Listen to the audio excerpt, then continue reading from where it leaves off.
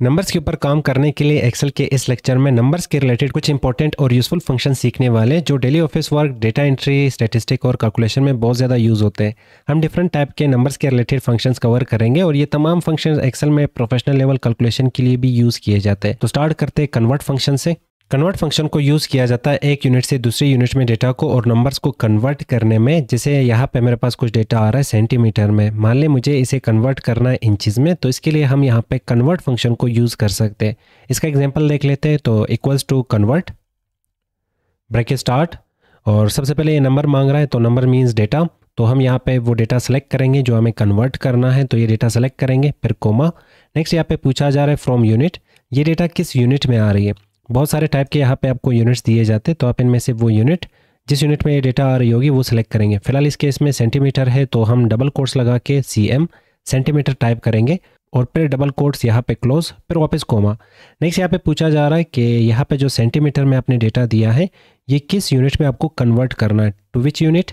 तो हम यहाँ पे वापस डबल कोट्स में यहाँ से सिलेक्शन भी कर सकते हैं जिस यूनिट में आपको कन्वर्ट करना है, जैसे कि फ़िलहाल इंचेस, तो हम यहाँ पे इंचेस सेलेक्ट करेंगे और फिर ब्रैकेट क्लोज और एंटर। तो 10 सेंटीमीटर इंचेस में 3.9 इंचेस के इक्वल होता है। इसी तरह से हम 20 सेंटीमीटर का फाइंड करना है, तो हम इसे यहाँ पे ड्रैग करते। 20 सेंटीमीटर इक्वल्स होते हैं 7.8 इंचेस के। तो कन्वर्ट फंक्शन का यूज़ किया जाता है एक यूनिट से दूसरी यूनिट में डेटा को कन्वर्ट करने के लिए। सीक्वेंस फंक्शन का हम यूज़ करते हैं नंबर्स को ऑटोमेटिकली सीक्वेंस वाइज जनरेट करने के लिए। सीक्वेंस क्या होता है, जैसे कि 1 2 3 4 5 कुछ इस टाइप के नंबर्स हमें जनरेट करने हैं। पर इसमें यहाँ पे आप रेंज भी दे सकते हैं। रेंज जैसे कि कितने रोज में आपको नंबर फिल करने हैं, कितने कॉलम्स में आपको नंबर फिल करने हैं, वो भी हम यहाँ पे टाइप कर सकते हैं। इसमें आप डिफरेंस भी दे सकते हैं कि जो स्टेप्स होंगे, जैसे कि 1 2, इन दोनों के बीच में यहाँ पे जो स्टेप है और डिफरेंस है वो 1 आ रहा, फिर 1 और 3 इन दोनों के बीच में यहाँ पे डिफरेंस और स्टेप 2 आ रहे, फिर 1 और 4 इन दोनों के बीच में डिफरेंस यहाँ पे 3। सेम इसी तरह 1 और 5 के बीच में यहाँ पे जो डिफरेंस होगा और जो स्टेप्स होंगे वो यहाँ पे 4 आ रहा है। तो ये सभी चीज़ें यहाँ पे सीक्वेंस फंक्शन के थ्रू हम कंट्रोल कर सकते हैं। तो मैंने यहाँ पे एक रेंज बनाया, इसी रेंज में हमने सीक्वेंस वाइज नंबर्स को जनरेट करना है, तो लगा लेते equals to sequence function bracket start. सबसे पहले रोज, कितने रोज में ये नंबर फिल करने हैं, तो हम यहाँ पे 10 रोज दे देते। फिलहाल डिपेंड करता है कि आप कितने रोज में ये नंबर फिल करते। मैंने यहाँ पे 10 टाइप किया, कोमा। नेक्स्ट कितने कॉलम्स में आपको ये नंबर फिल करने हैं, तो यहाँ पे 2 कॉलम्स मैंने बनाए। आप यहाँ पे 3 कॉलम्स, 4 कॉलम्स, जितने भी कॉलम्स में नंबर फिल करना चाहते हो तो वो कॉलम्स नंबर आप यहाँ पे टाइप कर सकते हो। फिलहाल यहाँ पे इस केस में 2 आ रहे हैं, तो 2 कॉलम्स, फिर वापस कोमा। नेक्स्ट यहाँ पे नंबर स्टार्ट कहाँ से करने हैं, तो हम 1 से भी स्टार्ट कर सकते हैं, 0 से भी स्टार्ट कर सकते हैं, 10 से भी स्टार्ट कर सकते हैं। फिलहाल मैं यहाँ पे 1 टाइप करता हूँ और वापस कोमा। नेक्स्ट यहाँ पे स्टेप्स, कितने स्टेप्स का आपने डिफरेंस क्रिएट करना है दो नंबर्स के बीच में, तो फिलहाल एक ही यहाँ पे स्टेप का डिफरेंस क्रिएट करना, तो एक ही लिखते हैं और ब्रैकेट क्लोज करके एंटर। तो यहाँ पे हमें 1 से लेकर 20 तक नंबर्स मिल चुके हैं। अब मान लें मुझे 1 के बाद यहाँ पे 3 चाहिए, 3 के बाद 5 चाहिए, 5 के बाद 7, तो हम यहाँ पे डबल क्लिक करके इसे ओपन करते। ये लास्ट में स्टेप्स आ रहे हैं, तो इस स्टेप में हम यहाँ पे लिख लेते 2 और फिर एंटर। तो 1 3 5 7, तो ओवरऑल यहाँ पे जितने भी नंबर्स हमें दिख रहे ये ओड नंबर्स आ चुके हैं। डबल क्लिक करके यहाँ पे आप कॉलम्स इंक्रीज भी कर सकते हैं, जैसे कि 2 कॉलम्स पर मैं डेटा 3 कॉलम्स में चाह रहा हूँ, तो 3 कॉलम्स, तो यहाँ पे डेटा 3 कॉलम्स में आ जाएगा। तो लिमिट हमेशा यहाँ पे रोज और कॉलम्स का होता है। नंबर्स कहाँ तक जनरेट होंगे वो यहाँ पे हम नहीं बता रहे, हम सिर्फ बता रहे कि इतने रोज में और इतने कॉलम्स में नंबर फिल कर लो। अब इतने रोज और कॉलम्स में जितने नंबर्स आ सकते थे उतने ही नंबर्स हमें यहाँ पे जनरेट करके दिए जाते। तो सीक्वेंस फंक्शन का हम यूज करते हैं नंबर्स को ऑटोमेटिकली सीक्वेंस वाइज जनरेट करने के लिए। नेक्स्ट आ जाता है यहाँ पे मोड, और मोड मल्टीपल और मोड सिंगल। ये फंक्शन यूज होते हैं find the most repeated numbers in a list.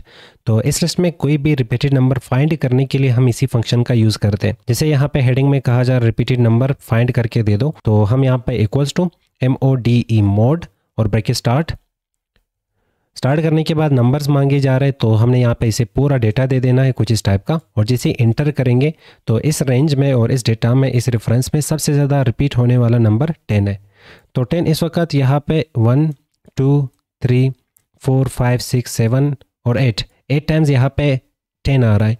इसी तरह से मैंने यहाँ पे रिपीट किया 2 को, तो 1 2 3 और यहाँ पे ये आ जाएगा 4 5 और फिर 6 7 और ये हो जाएगा 8। तो 8 टाइम्स हमने यहाँ पे 2 को भी रिपीट किया, पर इसने 2 नहीं दिखाया क्योंकि इसका काम है सिर्फ एक ही नंबर तो आपका एक ही नंबर दिखाना जो कि मल्टीपल टाइम्स इस रेंज में रिपीट हुआ हो। पर अगर आप चाहते हैं 2 भी दिखाना चाहिए तो इसके लिए फिर हम मल्टीपल रिपीटेड नंबर्स का यूज़ कर सकते हैं। तो इसमें भी यही सेम फंक्शन यूज़ होगा। तो यहाँ पे लिखते हैं इक्वल्स टू मोड, और मोड मल्टीपल यहाँ पे फंक्शन आ जाएगा। इसी को हमने यहाँ पे सेलेक्ट करना है। सिलेक्शन के बाद हमने इसे डेटा दे देनी है। तो ये डेटा पूरा सेलेक्ट करेंगे और जैसे एंटर, तो यहाँ पे इस रेंज में दो ऐसे नंबर्स हैं जो मल्टीपल टाइम्स इस रेंज में रिपीट किए गए। तो एक होगा 10 और दूसरा होगा यहाँ पे 2। अब ये सेम काम आप यहाँ पे इस फंक्शन से भी कर सकते हो, इक्वल्स टू मोड, और फिर यहाँ पे सिंगल भी आ रहा है। मोड सिंगल भी होता और मोड मल्टीपल भी होता, पर अगर आप सिर्फ मोड लिखते हो तो इसका मतलब सिंगल ही होता है। ये आपको सिंगल वैल्यू फाइंड करके दे रहा होता। इसके सामने डॉट लगा के सिंगल लिख सकते हो, SNGL शॉर्ट में सिंगल, और इसके सामने MULT मल्टीपल लगा के आप multiple values, repeated multiple values को भी फाइंड कर सकते हो। तो हम यहाँ पे वापस इसे रेंज देंगे कुछ इस तरह से और एंटर करेंगे। तो एक ही नंबर ये हमें यहाँ पे जनरेट करके दे रहा है जो इस रेंज में मल्टीपल टाइम्स रिपीट किया गया हो। तो यहाँ पे ओवरऑल हमने 3 फंक्शंस देखे और इन 3 फंक्शंस को यूज करते find the most repeated number in a list. सबसे पहला फंक्शन मोड था, और दूसरा फंक्शन था मोड मल्टीपल, और तीसरा फंक्शन था यहाँ पे मोड SNGL। नेक्स्ट फंक्शन यहाँ पे वापस मोड आ जाता, पर इस मोड में और उस मोड में फ़र्क होगा, इसके लास्ट में ई नहीं आ रही। पर इस टाइप के मोड फंक्शन को हम यूज़ करते हैं रिमाइंडर फाइंड करने के लिए। रिमाइंडर जैसे मान लें यहाँ पे हमें 10 नंबर दिए गए हैं और इसे हम डिवाइड करते हैं 2 से, तो 2 5 10, और यहाँ पे नीचे क्या बचा, नीचे यहाँ पे 0 बचा, और यही 0 तो हमारा रिमाइंडर होता है। तो जब भी आपको यहाँ पे रिमाइंडर फाइंड करना है तो मोड फंक्शन। एक और एग्जांपल देख लेते। यहाँ पे मेरे पास आ रहा है 11 और फिर इसे 2 से डिवाइड करते हैं, तो 2 में यहाँ पे 11 होता नहीं है, तो 2 का पहाड़ा अगर हम यहाँ पे 5 तक पढ़ ले तो यहाँ पे 10 आ जाएगा, और इसके बाद यहाँ पे 1 रह जाएगा, और यही 1 हमारे पास यहाँ पे रिमाइंडर होगा। तो ये रिमाइंडर फाइंड करने के लिए कि डिवीजन के बाद क्या बचा वो फाइंड करने के लिए हम यहाँ पे मोड फंक्शन का यूज़ करते हैं।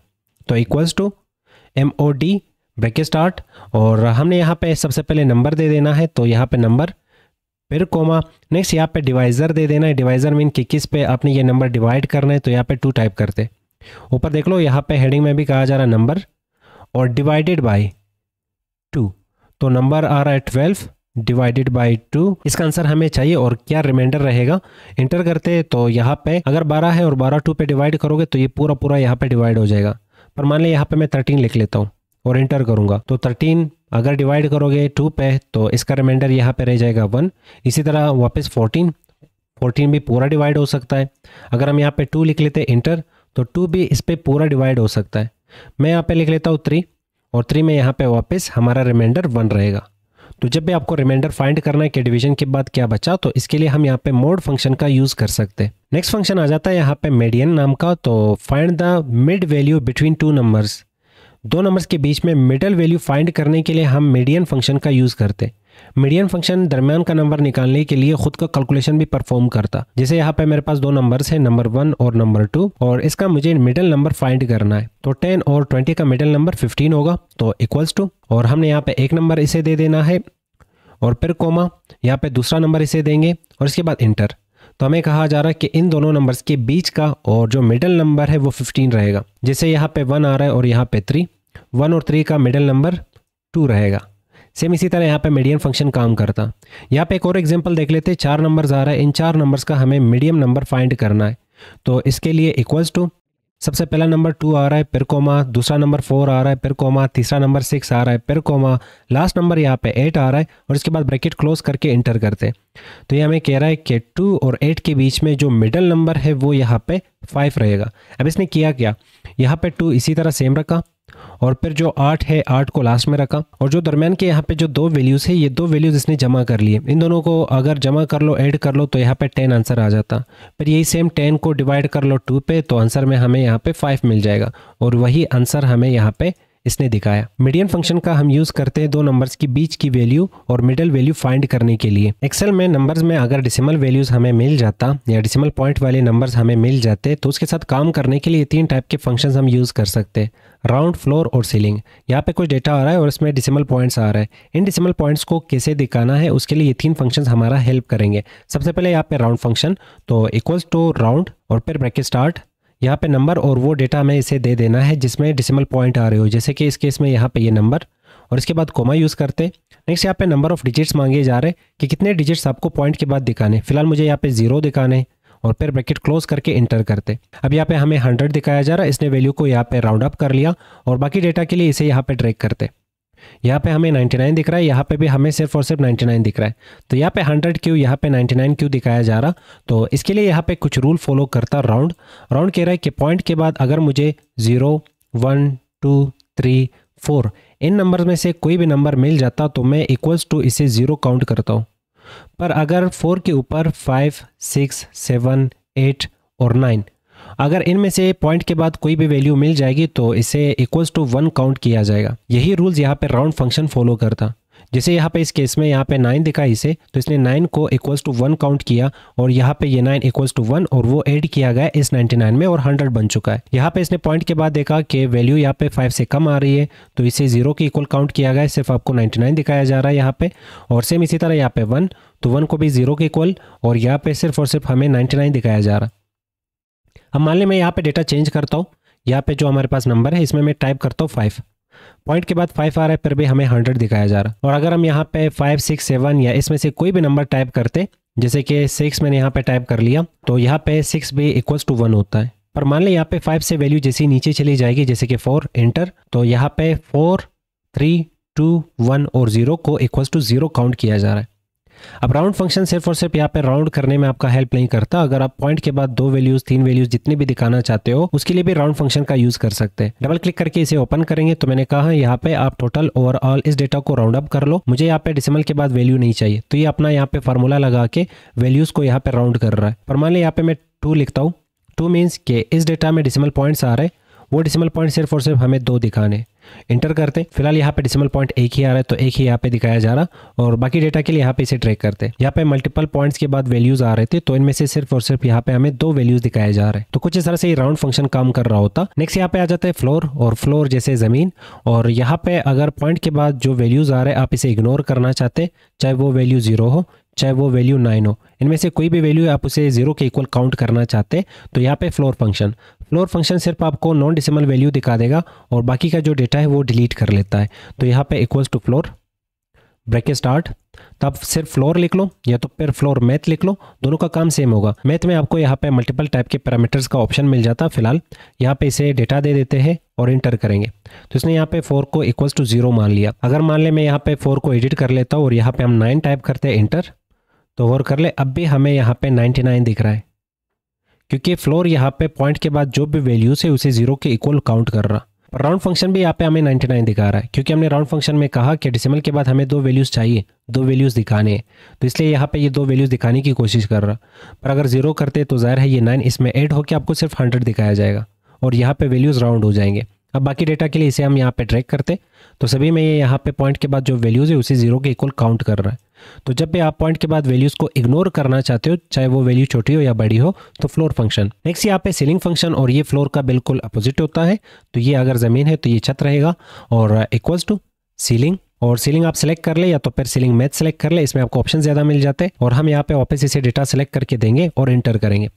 अब फ्लोर के केस में यहाँ पे पॉइंट के बाद अगर इसे 0, 1, 2, 3, 9 कोई भी नंबर दिखा वो इक्वल्स टू इसे 1 मान रहा है, तो यहाँ पे इक्वल्स टू ये 1 हो जाता और ये 1 इसमें ऐड होके हमें यहाँ पे 100 दिखाया जा रहा। और बाकी डेटा के लिए इसे यहाँ पे ट्रैक करते, तो सभी डेटा में यहाँ पे पॉइंट के बाद जो भी नंबर आया इसने उसे इक्वल्स टू 1 काउंट कर लिया और यहाँ पे उसे 100 बना के और राउंड करके हमें यहाँ पे डेटा दिखाया जा रहा। तो जब भी आप पॉइंट के बाद वैल्यूज़ को इग्नोर करना चाहते हो तो फ्लोर, पॉइंट के बाद वैल्यूज़ को 1 के इक्वल काउंट करना चाहते हो तो सीलिंग, पॉइंट के बाद वैल्यूज़ को रूल्स के अकॉर्डिंग ट्रीट करना चाहते हो तो आप राउंड फंक्शन का यूज़ कर सकते हो। ये सारे फंक्शन यहाँ पे नंबर्स के ऊपर काम करने के लिए हम यूज़ कर रहे होते हैं, पर टेक्स्ट के लिए भी यहाँ पे 2 फंक्शंस मजीद कवर करते हैं, एक होगा चूज और दूसरा होगा एड्रेस। चूज फंक्शन का हम यूज़ करते हैं आइटम्स में से इंडेक्स नंबर के बेस पे किसी एक स्पेसिफिक आइटम को दिखाने के लिए। जैसे कि फर्स्ट पोजीशन पे ये आ रहा है, तो अगर हम इंडेक्स नंबर 1 लिखते हैं तो इन ऑप्शंस में से सिर्फ और सिर्फ स्मॉल दिखना चाहिए, या तो सिर्फ मीडियम या तो फिर सिर्फ लार्ज। तो हमें यहाँ पे ऑप्शंस देना है और ऑप्शंस के बेस पे किसी एक ऑप्शन को दिखाने के लिए, किसी एक आइटम को दिखाने के लिए हम चूज फंक्शन का यूज़ करते हैं। इक्वल्स टू यहाँ पे लिख लेते हैं चूज ब्रैकेट स्टार्ट, और सबसे पहले इंडेक्स नंबर। हम इंडेक्स नंबर यहाँ पे डायरेक्टली भी टाइप कर सकते हैं, जैसे मैं यहाँ पे 1 लिख लेता हूँ और फिर कोमा। नेक्स्ट यहाँ पे वैल्यू 1 हमने इसे दे देना है डेटा में से, तो ये फर्स्ट वैल्यू, कोमा ये सेकंड वैल्यू, कोमा ये थर्ड वैल्यू, और इसके बाद वापस आपको मजीद वैल्यूज़ देने, तो इसी तरह कोमा लगा लगा के आप वैल्यूज़ को इस तरह सेलेक्ट कर सकते हो। इस केस में ओवरऑल डेटा में 3 ही वैल्यूज़ आ रहे हैं और 3 ही आइटम्स आ रहे हैं, तो हम यही 3 सेल्स यहाँ पे कोमा सेपरेशन के साथ सेलेक्ट कर चुके और एंटर करेंगे। तो फर्स्ट इंडेक्स पे यहाँ पे स्मॉल आ रहा है और ऑप्शंस में से हमें स्मॉल मिल चुका, पर यहाँ पे जो 1 लिखा आ रहा है इसको मैं यहाँ पे ख़त्म करके इसे यहाँ पे इंडेक्स नंबर वाला सेल दूंगा, क्योंकि इस सेल में हम जो भी नंबर टाइप करेंगे उसके बेस पे यहाँ पे ऑप्शन सेलेक्ट हो। इंटर करते, फिलहाल यहाँ पे हमें इनवैलिड वैल्यू दिखाया जा रहा है क्योंकि इंडेक्स नंबर खाली है, तो हम यहाँ पे 1 टाइप करेंगे इंटर, तो 1 पे यहाँ पे स्मॉल मिल चुका है। 2 टाइप करेंगे इंटर, तो 2 पे मीडियम, और 3 टाइप करेंगे इंटर, तो 3 पे यहाँ पे हमें लार्ज मिल चुका। तो आप यहाँ पे लिस्ट में से कोई स्पेसिफिक ऑप्शन इंडेक्स नंबर के बेस पे दिखाना चाहते हो तो इसके लिए आपका हेल्प करेगा यहाँ पे चूज फंक्शन। एड्रेस फंक्शन का हम यूज़ करते हैं किसी स्पेसिफिक सेल का एड्रेस फाइंड करने के लिए। जैसे मान लें यहाँ पे डेटा नाम का सेल आ रहा है, इसका एड्रेस फाइंड करना है, तो इसका एड्रेस होगा Y236, और यहाँ से भी आप ये कंफर्म कर सकते हो और इसके लिए एड्रेस फंक्शन भी हम यूज़ कर सकते हैं। मान लें डेटा के इनसाइड हमें ये सेल सेलेक्ट करना है, तो फिर डायरेक्टली टाइप तो वहाँ पे करेंगे नहीं, हम एड्रेस फाइंड करने के लिए एड्रेस फंक्शन का यूज़ करेंगे। Equals to address bracket start, और रो नंबर मांगा जा रहा है, तो वो सेल जिसका एड्रेस फाइंड करना है वो किस रो में आ रहा है, तो यहाँ पे ये आ रहा होगा 236 रो में, तो यहाँ पे 236 टाइप करते, इसके बाद कोमा। नेक्स्ट यहाँ पे कहा जा रहा है कॉलम नंबर इस वाले सेल का क्या होगा, तो ये जो Y है Y का पोजीशन 25 आता है लेटर्स में, और ब्रैकेट क्लोज करके इंटर करेंगे। तो हमें कहा जा रहा है कि इस सेल का यहाँ पे जो एड्रेस है वो Y236 होगा। यहाँ पे डॉलर सिंबल यूज़ करने का मतलब ये रहेगा कि अगर आप इसे ड्रैग करेंगे तो ये हमेशा फिक्स रहेगा, चेंज नहीं होगा। तो जब भी आप डेटा के साथ एड्रेस फंक्शन के थ्रू किसी सेल का एड्रेस फाइंड करोगे तो इस तरह ड्रैग करने से, अगर डेटा को ड्रैग करना है, आप ये सेल ड्रैग नहीं करना चाहते, तो कुछ इस तरह से आप डॉलर सिंबल्स लगा सकते हो। डॉलर सिंबल का मतलब कि इस सेल को फिक्स किया जाए, आप ड्रैग कर रहे हो पर ये सेल ड्रैग नहीं होना चाहिए। जैसे मान लें यहाँ पे मैं कुछ डेटा लिख लेता हूँ वापस, और यहाँ पे मैं इस सेल को सिलेक्ट करूँगा और फिर वापस इंटर करने पे यहाँ पे हमें डेटा दिखाया जा रहा है, पर जैसे हम यहाँ पे ड्रैग करेंगे तो नीचे हमें 000 दिखाया जा रहा है। पर मान लें ये डेटा वाला सेल मुझे यहाँ पे भी दिखाना है, तो यहाँ पे पोजीशन को फिक्स करने के लिए हम डबल क्लिक करके डेटा को वापस ओपन कर सकते हैं और डेटा को सिलेक्ट करेंगे, अपने कीबोर्ड से F4 की प्रेस करेंगे। F4 की में यहाँ पे डॉलर सिंबल्स आ जाएंगे, तो इस कॉलम का और इस रो के सामने आपको डॉलर सिंबल्स मिलेंगे। इसका मतलब यहाँ पे ये कॉलम और ये रो फिक्स हो चुकी है। तो अब अगर हम यहाँ पे इसे ड्रैग कर ले तो हर एक सेल में सेम डेटा और सेम सेल हमें यहाँ पे सिलेक्ट होके मिलेगा। अब अगर हमें ये डॉलर सिंबल्स वापस हटाने तो डबल क्लिक करके इसे ओपन कर ले। आप इस तरह मैनुअल इसे डिलीट कर सकते हो, या तो फिर सेलेक्ट करके अपनी कीबोर्ड से वापस F4 की प्रेस कर लो। यहाँ पे F4 की से इसने डॉलर सिंबल सिर्फ रो के सामने लगाए, तो मतलब कॉलम फिक्स नहीं होगा। ड्रैग करने पे कॉलम चेंज हो सकता है पर रो चेंज नहीं होगा। और वापस डेटा को सिलेक्ट करके F4 की, इसने यहाँ पे इस दफ़ा कॉलम के सामने ये डॉलर सिंबल लगाया, तो इसका मतलब रो चेंज होगा पर यहाँ पे कॉलम चेंज नहीं होगा, कॉलम फिक्स हो जाएगी। पर हम यहाँ पे डेटा को सिलेक्ट करके F4 की, तो इससे यहाँ पे जो डॉलर सिंबल्स थे, जो फिक्सिंग था, वो ख़त्म हो चुका है। एंटर करोगे, वापस ड्रैग करोगे तो इससे हम यहाँ पे 00 हमें दिखाए जाएंगे। और जैसे हम लास्ट सेल पे डबल क्लिक करेंगे तो हम यहाँ पे देख सकते हैं कि हमने यहाँ पे ये वाला सेल सेलेक्ट किया था, और जैसे ड्रैग करेंगे तो इसका अपोजिट जो भी सेल होगा वही यहाँ पे हमें सेलेक्ट होकर दिख रहा है। पर फिक्स करने के लिए F4 की का हम यूज़ कर सकते हैं।